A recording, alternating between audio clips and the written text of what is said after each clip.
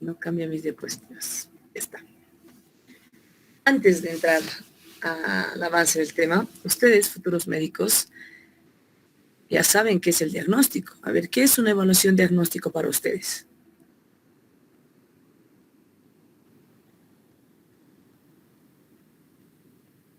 Es como un examen, doctora. Ya, muy bien. ¿Qué más? La evaluación es como decir la semiología de nuestro paciente que tenemos que realizar desde la punta de la cabeza hasta la punta de los pies, tenemos que hacer la evaluación. Aparte de lo que el paciente nos diga sus síntomas y sus signos, ¿no? Que viene a ser el conjunto de síndrome. La parte diagnóstica tenemos la parte presuntiva y la parte definitiva. Ya. O podemos decir la parte presuntiva con los signos y síntomas. Y el diagnóstico definitivo, diré, ya es cuando tenemos exámenes, por ejemplo, de laboratorio, una resonancia, un rayos X, ¿no? Entonces, eso vendría a ser la evaluación diagnóstica para nuestro paciente. Perfecto. Muy bien. Entonces, primero tenemos que saber qué es el diagnóstico, ¿no? Tu compañera está en lo correcto. Y pues el diagnóstico, la palabra diagnóstico en sí, proviene del griego diagnostiken, que significa distinguir o diferenciar, ¿ya? Ahora nosotros vamos a verlo desde el punto de vista más psicológico. Bien lo ha dicho su compañera. Es una revisión que se hace al paciente desde los dedos del pie hasta la cabeza, ¿no? Lo mismo pasa con la evaluación psicológica, porque en la evaluación psicológica nosotros lo que queremos es determinar la naturaleza del fenómeno patológico, qué es lo que está causando el malestar mental a la persona. Y esto lo vamos a ver a través de la observación y de los síntomas, signos que tenga el paciente, ¿ya? Porque los signos y síntomas que tiene determinado paciente son propios de alguna patología, ¿ya? Entonces, vamos a ver cuáles son los elementos del diagnóstico. Está la descripción, la proposición sobre su etiología, la prognosis y otras consideraciones. En la descripción, pues consiste en representar por medio del lenguaje, es decir, por medio del habla de la persona, del paciente, ¿no? Donde refiera o nos explique qué es lo que está sintiendo, cuáles son las cualidades o circunstancias de la incomodidad que está teniendo. Los dolores corporales en la espalda, quizá en el cuello, no siempre son dolores causados por un golpe o que tengan un origen orgánico físico, sino pueden ser también que sean sintomatizados gracias al estrés. Es decir, que el estrés o cualquier otro tipo de patología, la ansiedad, la angustia, puede causar malestares físicos. Los sintomatiza la persona. A muchos de ustedes les ha debido pasar en época de examen que les duele la espalda o que les duele el cuello o la cabeza de tanto estudiar. Están estresados, ¿no? Entonces, se hace la descripción de lo que está pasando con el paciente. Las proposiciones sobre su etiología, es decir, cuáles son las causas, ¿no?, que ha causado esta enfermedad, este síndrome, ese trastorno. ¿Qué ha pasado? ¿Cuándo ha comenzado a aparecer o a sentirse? ¿Ha pasado algún hecho traumático? ¿Ha habido algo en el trabajo que ha afectado a la persona? O tal vez se ha peleado con su pareja o con alguien de su familia, ¿no? Entonces, tenemos que identificar la etiología del problema, porque es muy importante para poder realizar el diagnóstico correspondiente. Luego está la prognosis.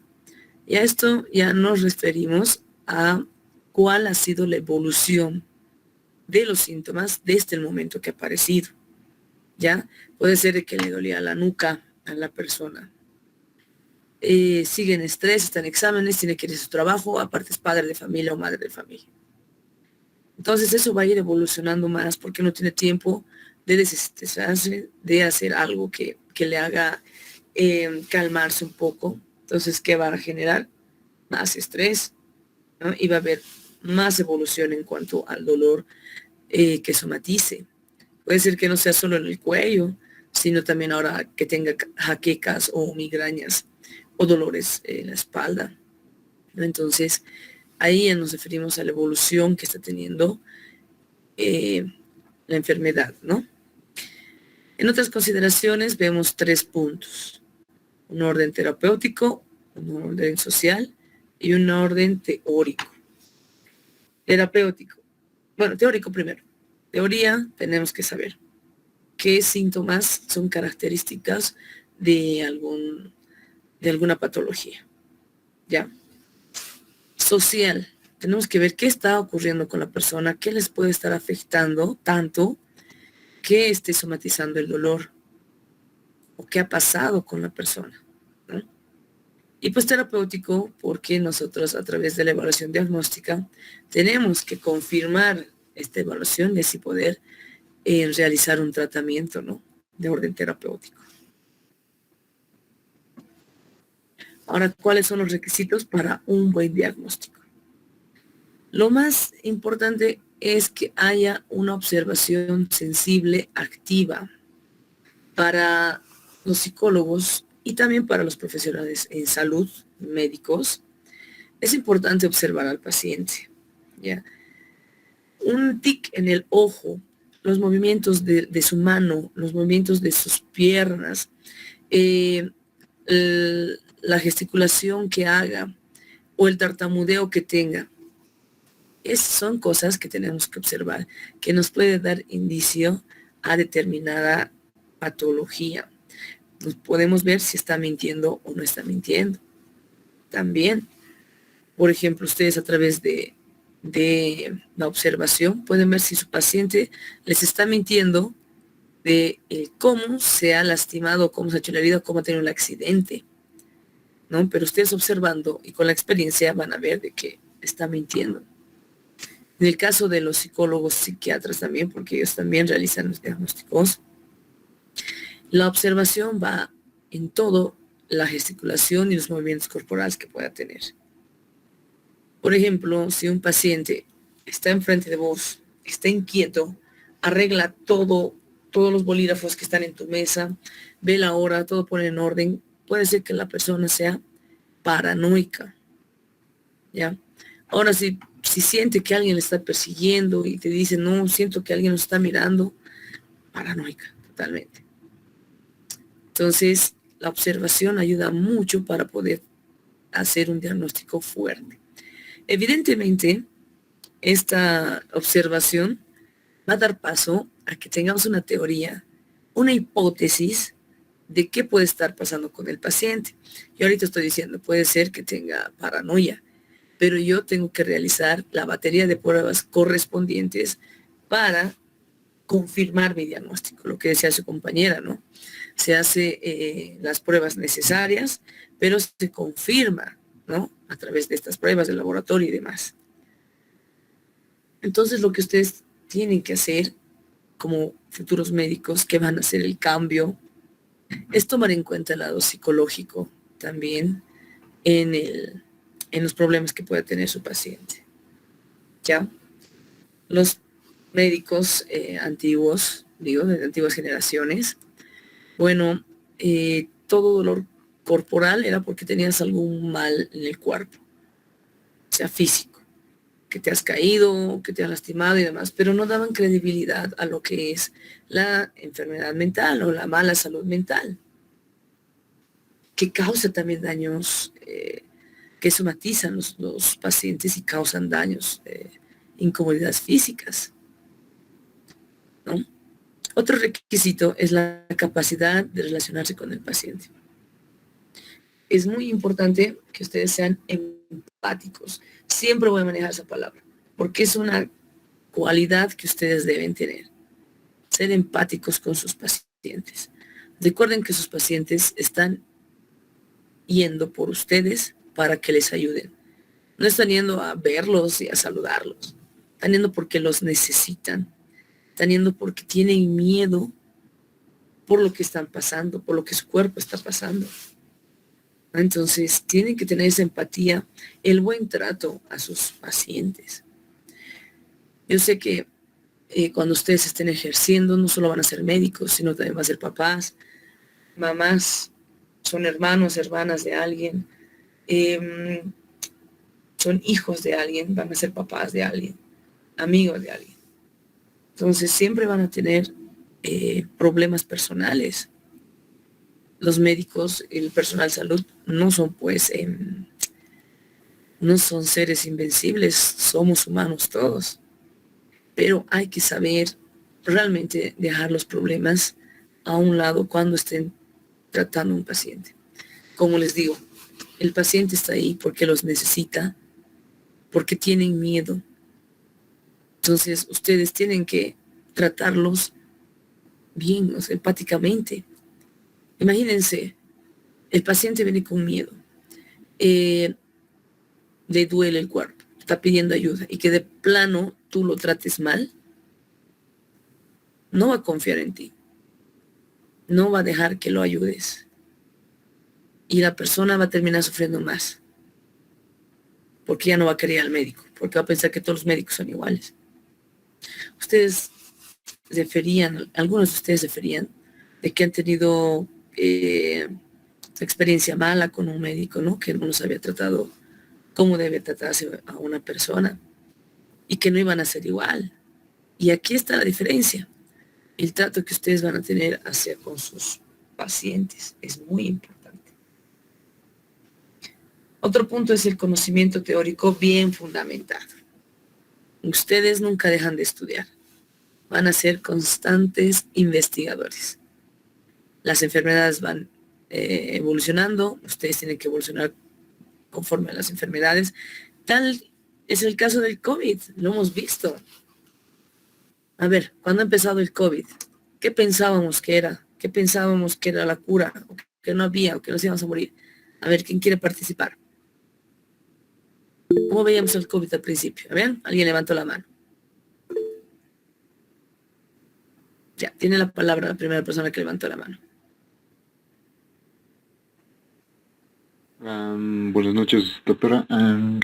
Bueno, en el caso del COVID, lo que rodaba en esos tiempos que iba a curar era ivermectina, ¿no? Que era un medicamento que era mayormente que se utilizaba para veterinarios, ¿no? Uh-huh. Sí, bien. No sabíamos si eso iba a ser la cura permanente o no, ¿cierto? ¿Y por qué crees que tomaba la gente esta ivermectina sabiendo que era para animales? ¿Por qué crees? Yo creo que era mayormente porque buscaban un resultado fácil, una solución rápida, una solución que les ayude a poder curarse del virus del COVID-19, ¿no? Teníamos Y miedo entonces. claro, sí. Y también buscaron cualquier tipo de remedio.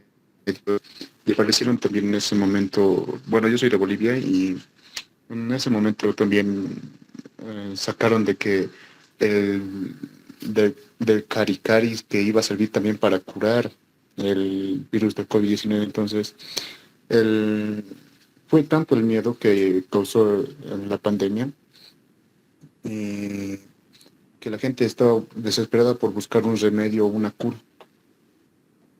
Correcto. Muy bien. Gracias. ¿Cuál es tu nombre? Brandon Cortés. Brandon. Muy bien. Sí, lo que pasa es que no veo el nombre de ninguno porque estoy viendo solo las diapositivas. ¿Alguien más levantó la mano? Sí, doctora, que en la misma pregunta le respondo. Sí. ¿Qué opinas? Bueno, en mi ¿Cómo opinión, era? el COVID al principio para muchas personas fue traumático, no tanto por la parte de la salud, sino también en el área del trabajo. Muchas personas iban a dejar de trabajar, o sea, fueron muchos aspectos en sí. Fue tanto en la salud, en la parte económica, en la parte emocional. ¿Y por qué ellos querían buscar una solución rápida?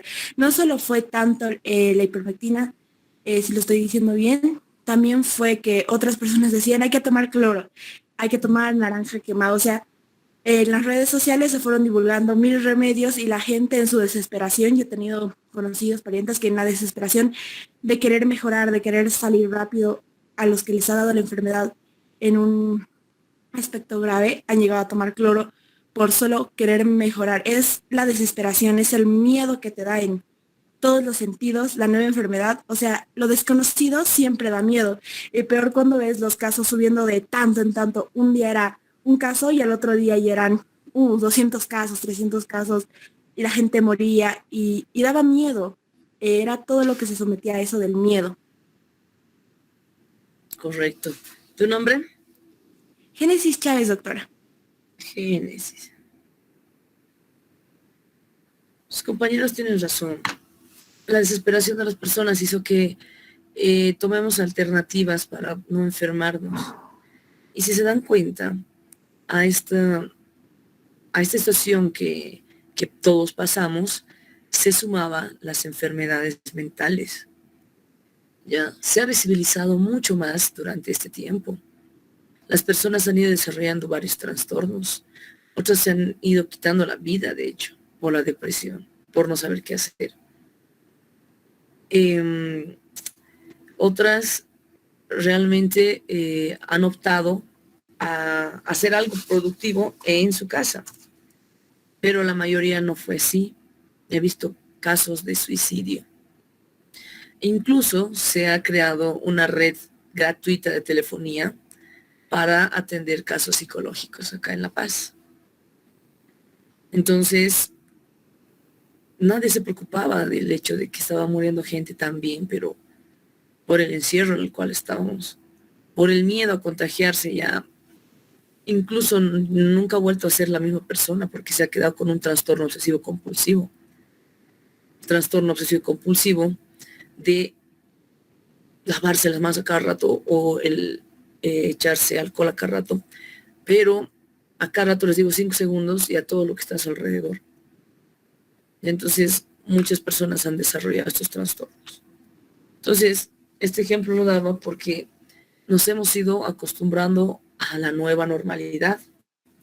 Los médicos y los enfermeros estaban en primera línea arriesgando su vida. ¿Y cuántos habrán muerto? Pero han ido evolucionando con la enfermedad. Ahora que tenemos vacuna, hay otras enfermedades que están apareciendo. Tal es el caso de la viruela del mono. Entonces, nuevamente nos vamos a tener que adaptar a eso y nuevamente vamos a tener que vencer, porque están evolucionando más enfermedades y ustedes van a ir evolucionando los conocimientos para tratar estas enfermedades. Y no solo eso, los tratamientos quirúrgicos han ido cambiando a través del tiempo.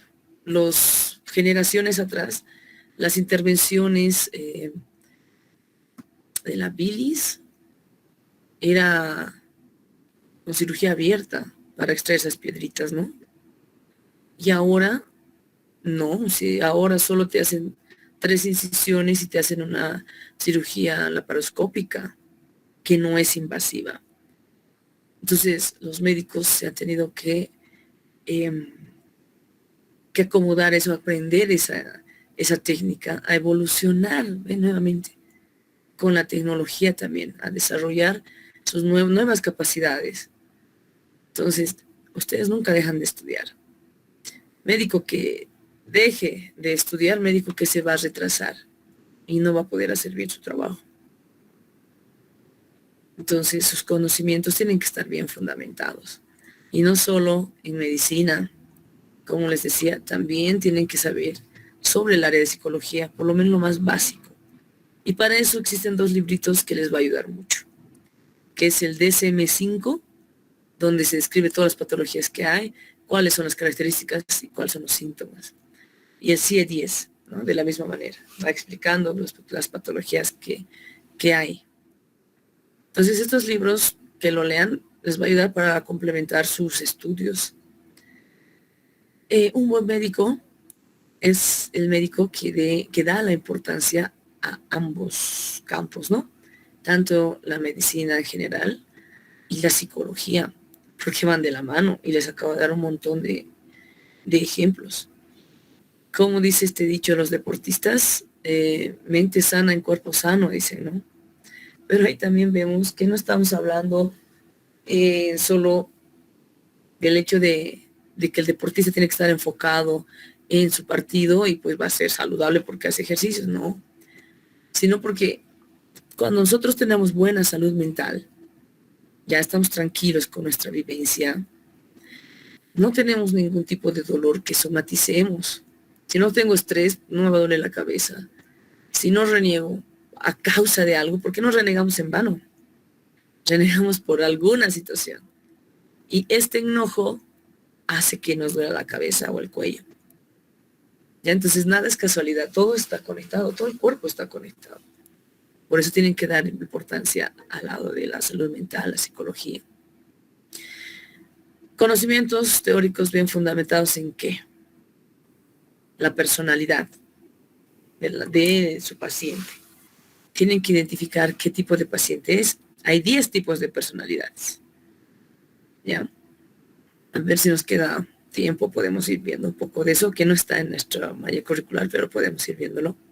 Que sí está en el CIE 10. Entonces hay tipos de personalidades, por ejemplo, voy a dar unos cuantos ejemplos. La narcisista, la histriónica, la personalidad dependiente. Entonces, tenemos que saber identificar cómo es el paciente. Por ahí nos toca una persona mitómana. Entonces, la persona mitómana es la persona que miente mucho y se cree sus mentiras. Entonces, si se nos aparece una persona mitómana, nos va a mentir en cuanto a su síntoma, en cuanto a cómo ha llegado ahí, ¿no? Para su beneficio, qué sé yo, tal vez sacarnos recetas médicas para su beneficio, nuevamente repito. Entonces es importante que observen a la persona. Una persona, un junkie, una persona que es drogadicta, clarito es cómo se está nervioso y se agarra las manos, se ve confundido, suda, ¿no? Entonces, si viene una persona a pedir una receta, entonces evidentemente ustedes no le van a dar la receta inmediatamente, ¿no? Tienen que profundizar del por qué está así, qué está pasando con esta persona. Si le dan la receta, listo, ya, están fomentando su vicio y aparte de que puede tener una sobredosis a causa de la receta que tal vez ustedes les han dado. Entonces, tienen que ver cómo es la persona, tienen que ver si tienen patologías, ¿no? En el caso hipotético, pongamos, si viene una persona que te dice que ve cosas, que oye cosas, que siente cosas, ¿qué diagnóstico le pueden dar ustedes? ¿O qué harían ustedes si le dicen esas 3 cosas? A ver, ¿quién levantó la mano? Doctora, fui yo. Bueno, a lo que escuché, bueno, yo puedo decir que puede ser posiblemente esquizofrenia. Ya, bien. Muy bien, es lo primero que se me viene a mí también a la cabeza. ¿Cuál es tu nombre? Fabiola, calle. Fabiola. Ya, a mí es lo primero que se me viene a la cabeza también. Si ve cosas, escucha cosas, siente cosas, pues es esquizofrenia. No vamos a decir que escucha un psíquico ni nada de eso, no se nos va a venir porque todos vamos con lo del método científico. Aunque estas situaciones paranormales vamos a dejar para otra charla. Pero también, aparte de esquizofrenia, puede ser de que tenga algún tumor en el cerebro que esté afectando esa área, que haga que veas cosas. ¿Ve? Entonces, para descartar eso, ustedes hacen los exámenes pertinentes, pero también se deriva al psicólogo para que haga una evaluación psicológica y determine si realmente tiene o no tiene esquizofrenia. Pero ustedes están realizando de esa manera un diagnóstico integral, descartando el hecho de que pueda tener algún daño cerebral o descartando el hecho de que pueda ser esquizofrénico. ¿No? Porque en ambos lados su vida está en peligro. La esquizofrenia es complicado de combatir. Entonces, tienen que ver si hay este tipo de patologías, ¿no? Bien, Fabiola. Técnicas clínicas. Hay que ver también a través del diagnóstico, qué técnica podemos utilizar con el paciente, ¿no? Esto en el caso, repito, del área de la psicología. Hay varios tipos de terapias. Terapias breves, está la terapia humanista también, está, la clínica, la sistémica. Entonces hay varias terapias que se realizan de acuerdo al diagnóstico, ¿no? Pero también tienen que tener un conocimiento bien fundamentado. Y pues la investigación, lo que les hacía referencia, ustedes van a investigar siempre. Todos en realidad del área de salud van a investigar siempre. Las enfermedades psicológicas también están a la orden del día.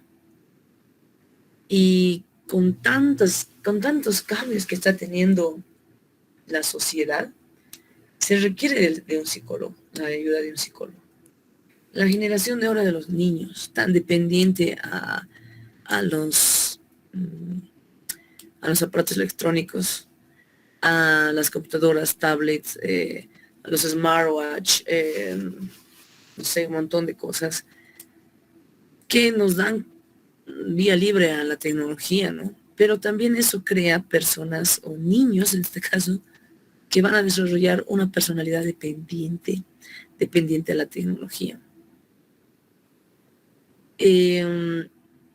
Bueno, ustedes están oscilando entre los 18 y 28 años, tal vez, ¿no? Entonces, ustedes son una generación Z. Ya son una generación donde ya han crecido ya con la tecnología, ¿no? Pero no tanto como los niños de ahora. No sé si ustedes han visto, ya niños de 2, 3 años saben manejar el celular mejor que nosotros. Entonces, ¿ahí qué hace? ¿O qué pasa? Perdón. No está dejando desarrollar bien el lado cognitivo de la persona, porque es dependiente de los juegos, dependiente del aparato electrónico. Y a futuro va a ser peor. Va a haber más evolución con la tecnología y va a volver a la persona más dependiente. ¿Ustedes han visto Wall-E?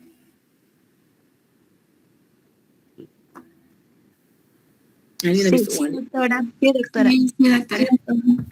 ¿Cómo era la gente en la nave? No, obesa. Obesa, correcto. ¿Por qué era obesa, pero?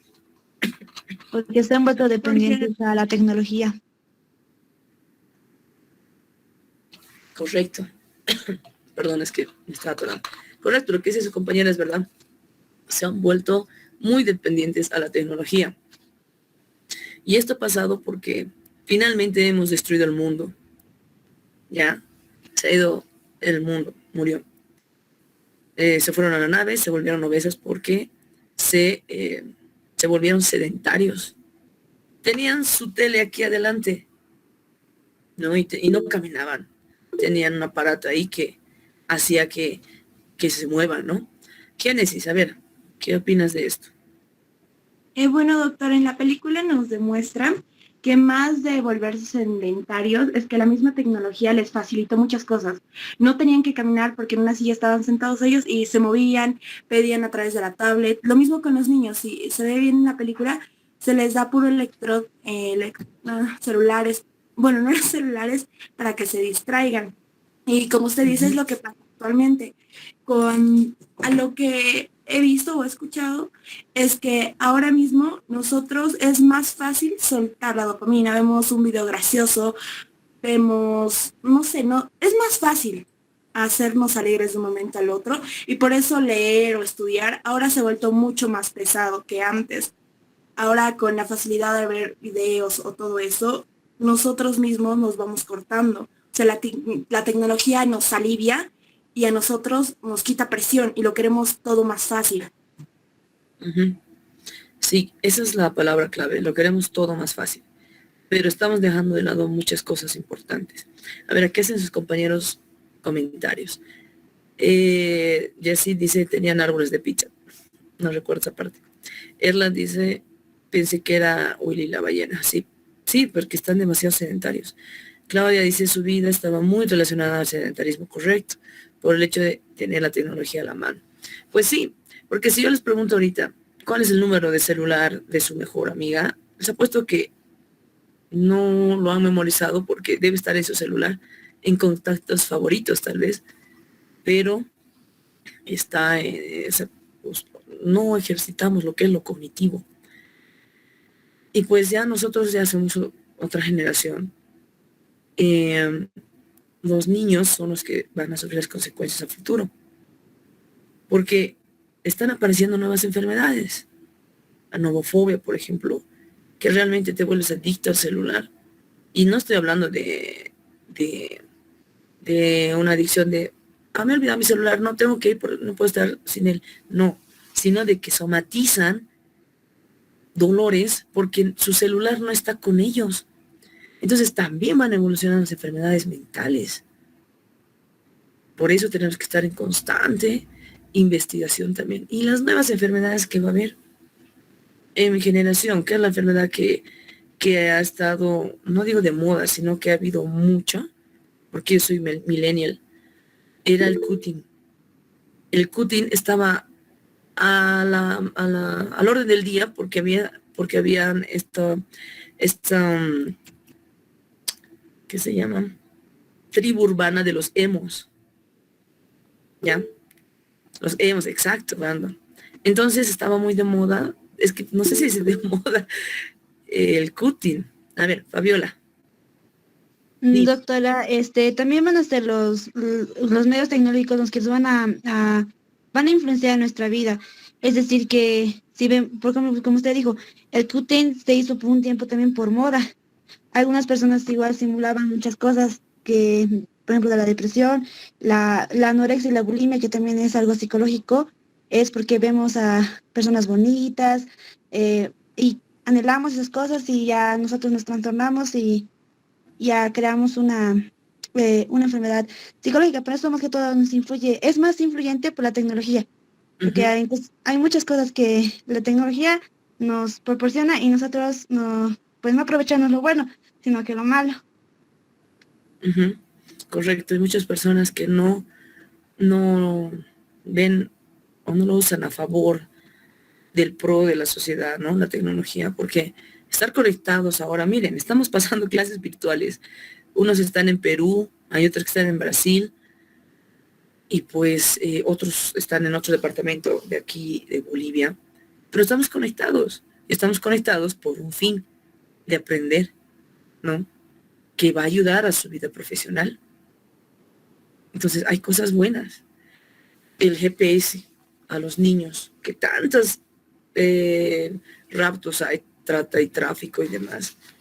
Y con el GPS puedes localizarlo, ¿no? Incluso están implantando chips a cachorros y a niños para evitar que los roben, ¿no? Entonces hay cosas buenas, pero sin embargo, los más jóvenes, digo, los que ahora están en la adolescencia, por ejemplo, son más influenciables con la tecnología. De algún modo, hasta la generación Z se ha salvado. Digo, la generación Z, porque si bien ha vivido ese cambio trascendental de la tecnología, no es totalmente dependiente a ella. La nueva generación, que creo que son la generación cero, ¿no? Son los que son muy dependientes. Entonces, todo lo que ven en el celular, lo aplican. No sé si han escuchado este caso de un niñito que jugaba Fire, ¿qué es Foxfire? Fire, no sé qué. ¿Free Fire? Free Fire, sí, eso, exacto. Entonces al chico le dio como un ataque nervioso, pero seguía moviendo los dedos y le estaba dando un ataque al chico y seguía. Dime, Brandon. Tal vez epilepsia. Uy, no escuché.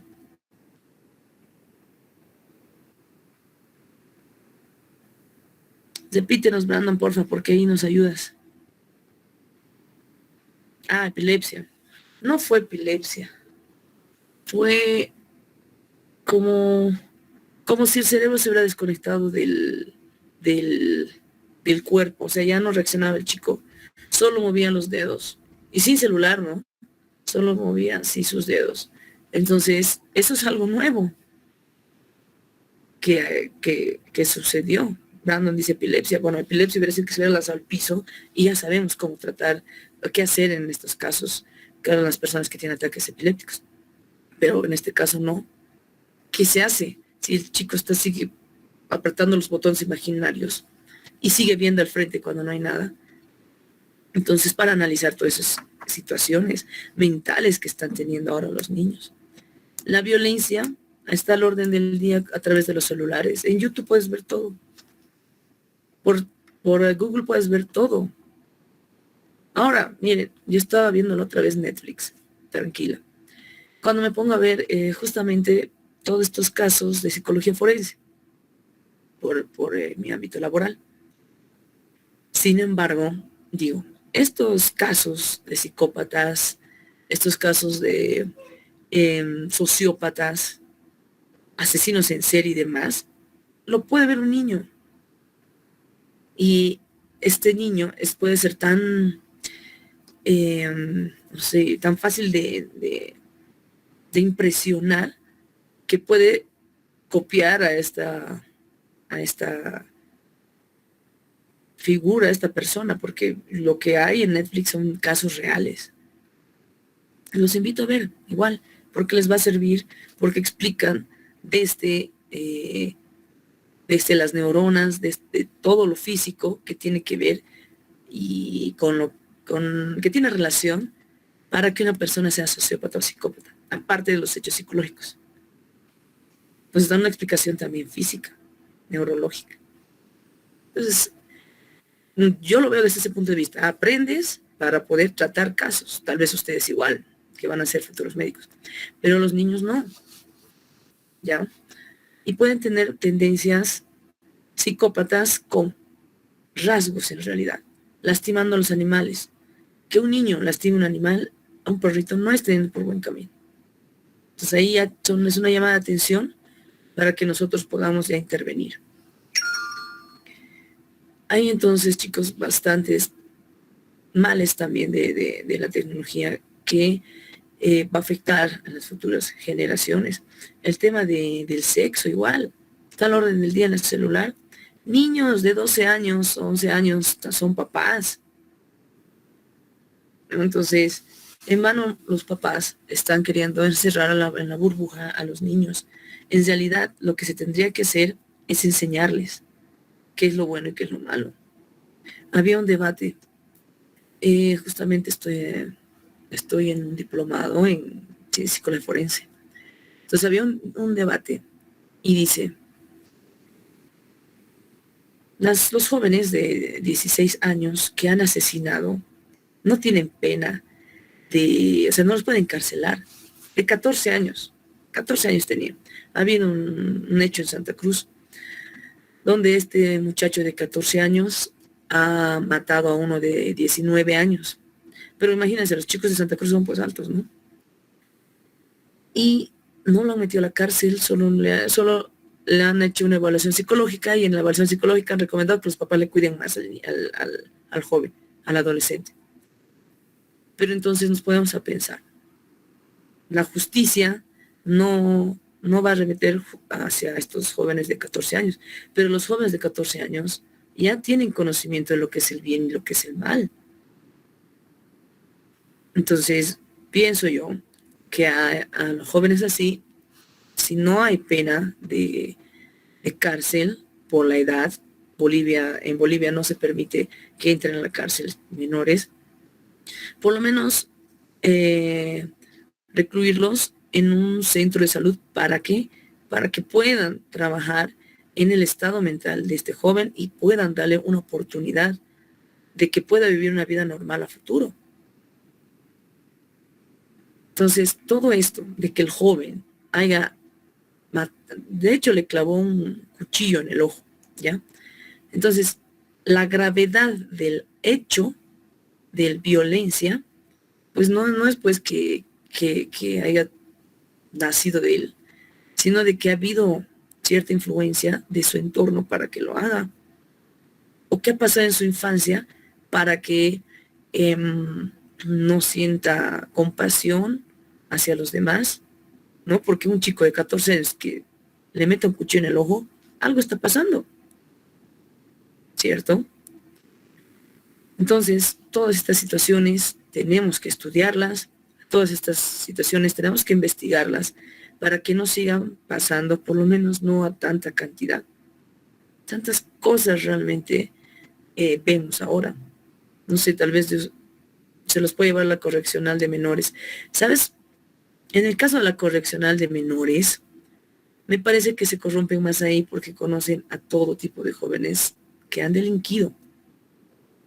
Mientras en un centro, no sé, de apoyo terapéutico, pero no que vaya todas las tardes, sino que lo ingresen, me parece que puede ser mejor ayuda que a un centro correccional. Pero que haya un tipo de castigo, ¿no? Si no hay castigo, ese joven de 14 años se va a volver un delincuente. No han hecho nada. No han hecho nada. Entonces todo esto se tiene que investigar para que no... Ya, falta de apego, cariño, también,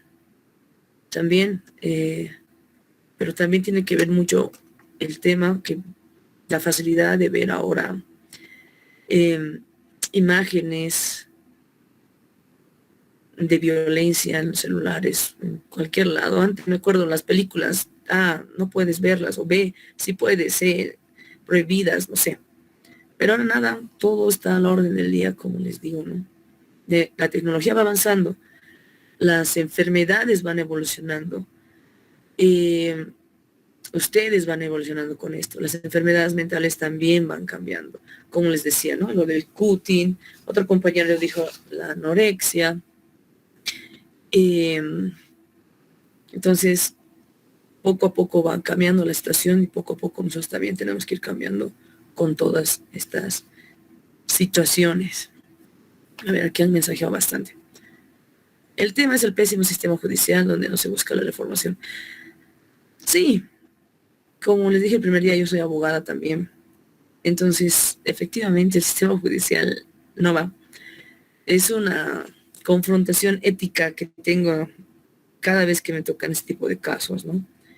Como psicóloga veo de determinada manera y como abogada veo de determinada manera. Gracias a Dios prevalece mi lado de psicóloga. ¿Qué dice? Doctora, ¿un asesino psicópata se hace o se nace? Buena pregunta. Lombardo decía que se hace, perdón, que nace, que el psicópata tenía el cráneo un poco diferente a las demás personas. Pero en el ámbito psicológico nos dicen que se hace, porque el entorno de la familia genera que el niño tenga como el desarrollo violento.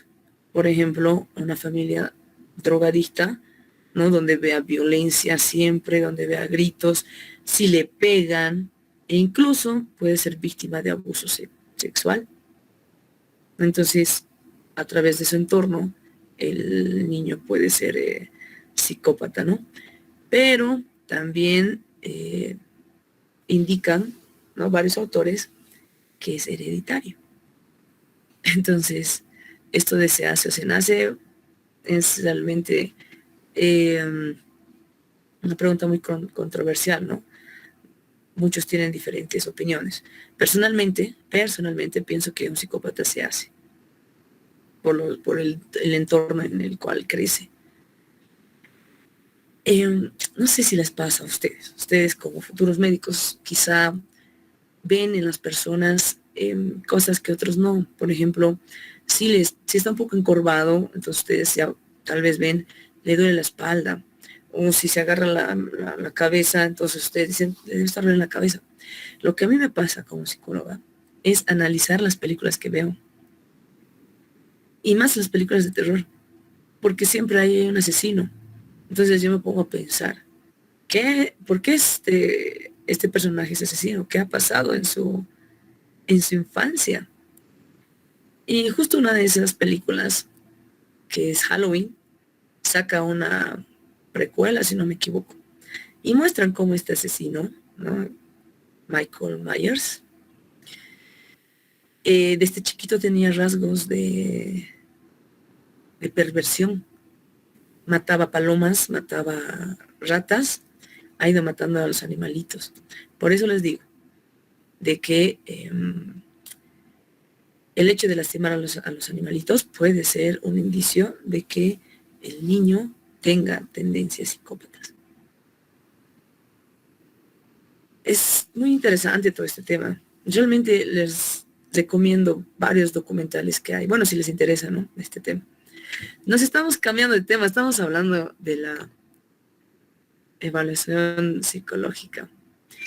Bueno, para terminar entonces, en cómo va evolucionando toda la sociedad, va evolucionando pues todo, ¿no? Incluyendo a nosotros. Y es por eso que siempre debemos estar en constante investigación. Sigamos. Ya. Pueden ver las diapositivas, ¿cierto? Sí, doctora. Gracias. Entonces vamos con los instrumentos de diagnóstico psicológico. Hay varios aspectos, varios instrumentos que debemos tomar en cuenta. Primero es la entrevista interactiva. La primera impresión que ustedes van a tener con el paciente es muy importante, porque depende de eso la confianza que va a tener hacia ustedes o no. Si no hay confianza, pues evidentemente no va a querer contarle sus cosas, no va a querer que ustedes se acerquen a la persona. Entonces, por eso les decía, ¿no? Tienen que ser empáticos. En la primera entrevista se marca la cancha, como quien dice. Se hace una alianza terapéutica. En la alianza terapéutica, tú dices al paciente, bueno, las sesiones van a ser de 3 veces a la semana, tienes que seguir todas las tareas que yo te dé, tienes que ser disciplinado, tomar también tus medicamentos a tiempo, ¿no? Porque puede ser que el psicólogo y el médico trabajen de manera conjunta para el tratamiento de la persona. Y es lo mismo que ustedes hacen como médicos, ¿no? La primera entrevista, el primer contacto con el paciente, preguntarle qué tiene, de dónde es, qué ha pasado, cómo ha tenido estas heridas o por qué ha tenido este dolor, ¿no? Entonces es lo mismo en la primera entrevista interactiva del psicólogo, de los profesionales en salud. De igual manera, dentro de la entrevista interactiva, nosotros vamos recopilando lo que es el historial psicológico, lo que ustedes hacen con el historial médico, que es muy importante y se van a dar dando cuenta ahorita que vamos a llegar al registro de instituciones. Entonces realizamos una anamnesis donde averiguamos todo lo referente al paciente, desde sus papás incluso, ¿no? Y si son menores, hasta antes de nacer. Entonces, esta entrevista interactiva tiene que ser completa. Una vez que tengamos ya la entrevista y vemos el comportamiento de la persona, es decir, observamos, realizamos lo que es la batería de pruebas. Y la batería de pruebas no es más que realizar los test psicológicos a la persona. Hay varios tipos de test, ¿no? Hay los test psicométricos, los test proyectivos, los test de coeficiente intelectual. Dentro de estas 3 que les estoy mencionando, hay un montón de pruebas psicológicas. Test proyectivos, por ejemplo, está el pata negra, está el hombre bajo la lluvia, está el árbol, está la casa, está el DFH, todos donde ustedes dibujan algo, ¿no? Y cada parte del dibujo significa algo. Se hacen doble trazo, significa algo. Se hacen a la persona con la mano en el bolsillo, tiene un significado. Entonces ahí te estás proyectando. Dibujar, si eres hombre, a una mujer, tiene significado. Si dibujas un hombre, tiene significado. Entonces, es interesante cuando uno realiza la batería de pruebas. La observación sistemática. La observación siempre tiene que estar en todo momento, ¿no? Desde la entrevista interactiva, en la toma de test, porque en la toma de test, por ejemplo, los que miden el coeficiente intelectual, en el caso de los niños es el WIPSI, en el caso de los jóvenes adultos es el whisky, sí, whisky, y en el caso de los mayores es el wise. Entonces, hay determinadas test para cada uno. Pero sí hay que tener una observación. Por ejemplo, al momento de tomar el whisky, tienes que observar si la persona está realizando de manera correcta el ejercicio o si tiene dificultades al momento de realizarlo. Entonces, esto a través de la observación, ¿no? O si se desespera al realizar. La visita domiciliaria también es un instrumento, porque hay casos donde los psicólogos deben ir a la casa del paciente. Hay mucho de eso en el SLIM. Yo trabajaba antes en un SLIM y pues me tocaba ir incluso a hacer visitas domiciliarias para ver cuál era la evolución del niño, la niña o de la pareja en cuanto a su situación. Había un niño que tenía papás alcohólicos. Entonces al niño lo dejaban y a veces lo golpeaban. Entonces me tocaba ir a visitas domiciliarias para ver cómo estaba el niño y siempre hacerle una evaluación. Esto era de tanto en tanto, ¿no? Entonces también es un instrumento. Ahora, hay dos instrumentos muy importantes que tienen que tener en cuenta, que no solo es para el psicólogo, sino también es muy importante para ustedes futuros médicos. El registro de instituciones. Cada paciente viene con su historial bajo el hombro. Si ustedes derivan al paciente, tienen que derivarlo con el historial, ¿no? O si viene, tienen que venir con un historial.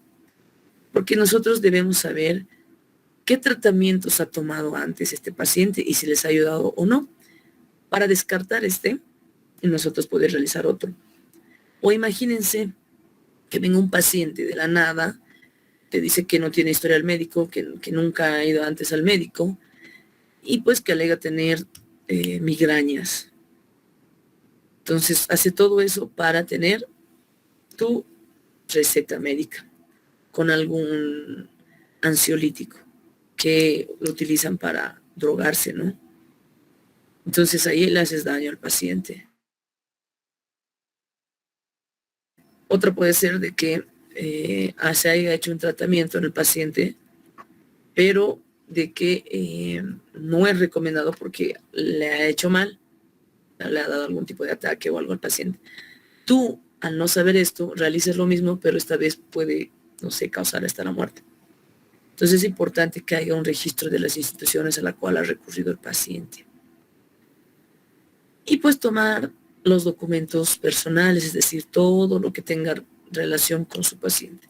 En el caso de los psicólogos, tenemos que tener desde la anamnesis en su historial psicológico, todas las pruebas que está realizando con su diagnóstico, el tratamiento que estamos realizando y el reporte de todo el avance o no que tenga en cada sesión. ¿Por qué es importante tener todo esto? Porque cualquier profesional de salud puede ser llamado para ser perito en un juicio. Por ejemplo, si mi paciente tenía rasgos esquizofrénicos, rasgos sociópatas, ¿ya? Porque, ojo, el psicópata es quien planea meticulosamente un asesinato. El sociópata es quien mata, pero, o sea, sin planificar nada, sino por impulso. Entonces, yo tengo un paciente sociópata y mata. Entonces, ¿qué van a hacer? El paciente, no sé, Michael Myers, lo único que se me ocurre, recurría al psicólogo. Entonces, tiene un psicólogo. Llaman al psicólogo y le hacen, pues, le toman la declaración correspondiente de cómo es mentalmente, ¿no?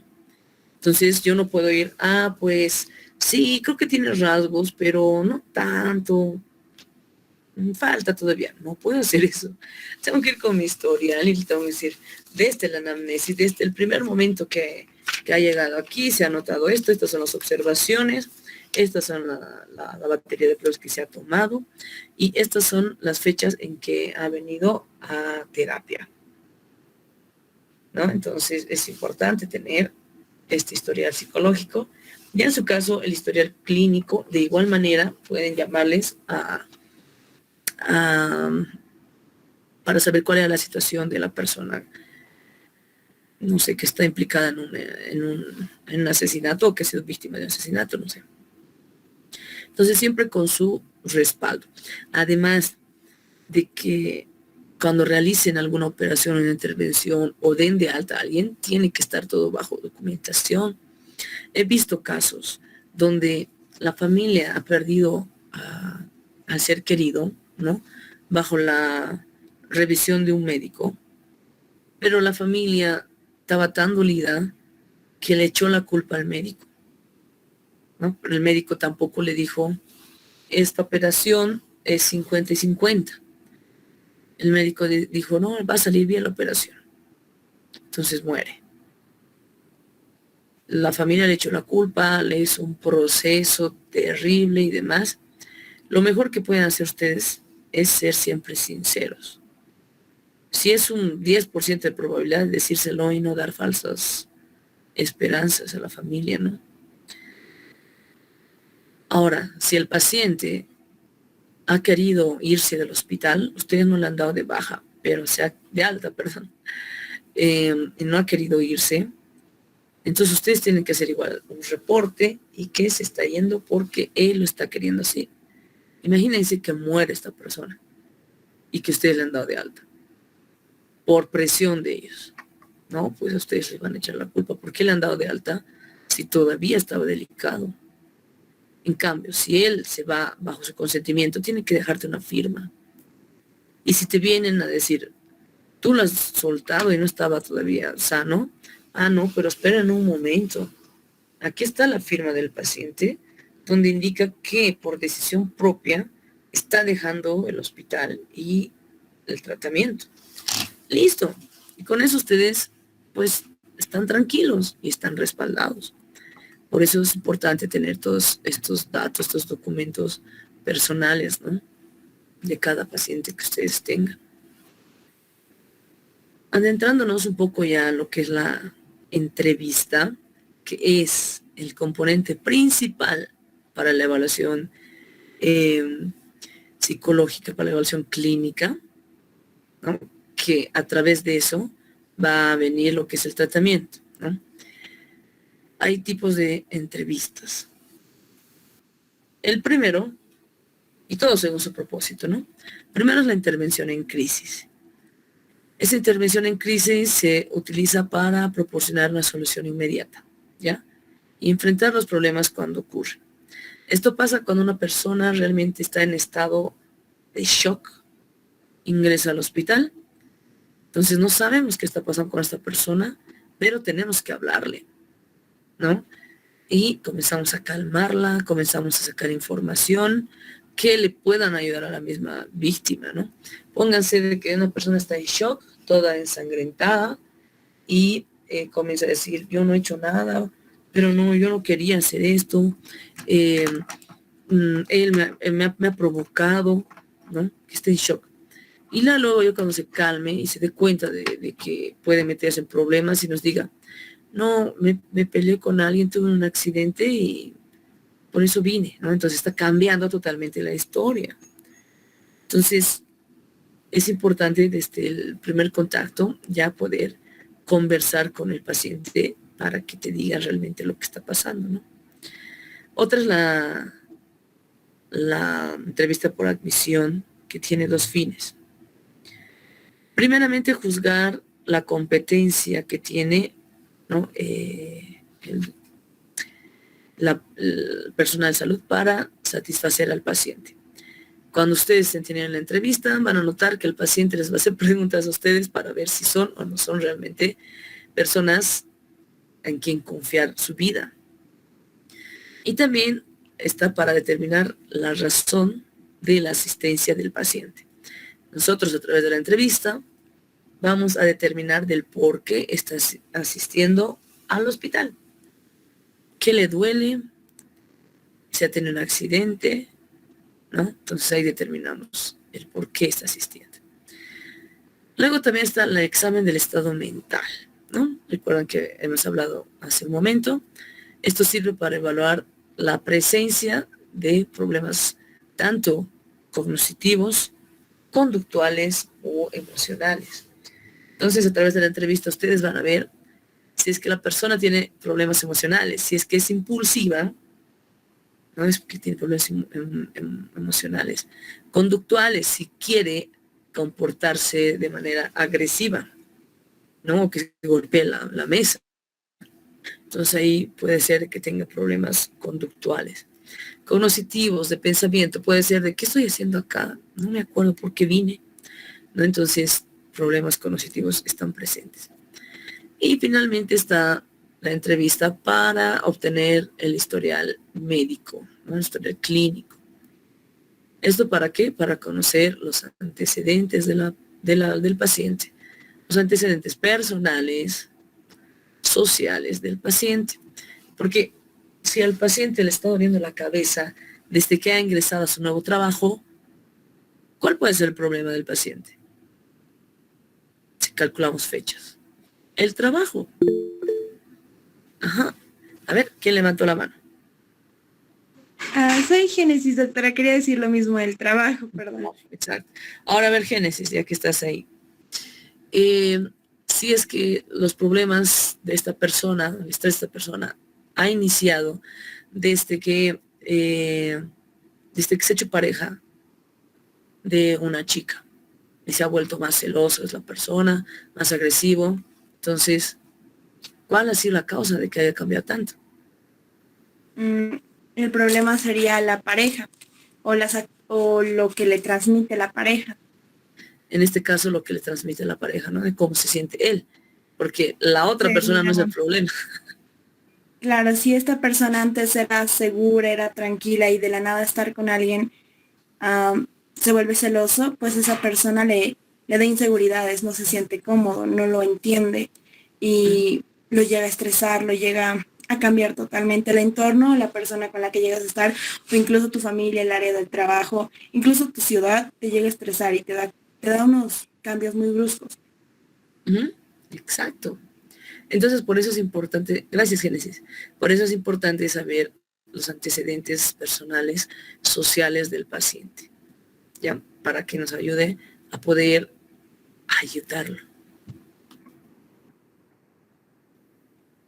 A ver, creo que ya no cambia, creo que mi computadora se ha cansado. ¿Qué hora es? A las 10. Ahí está, la intervención. Ya. El tema lo vamos a terminar la próxima semana porque quiero que no separemos tanto este tema. Quiero que la intervención psicológica la terminemos la próxima clase. No los quiero dejar picados. Y no los quiero dejar, no quiero que se olviden para la próxima clase.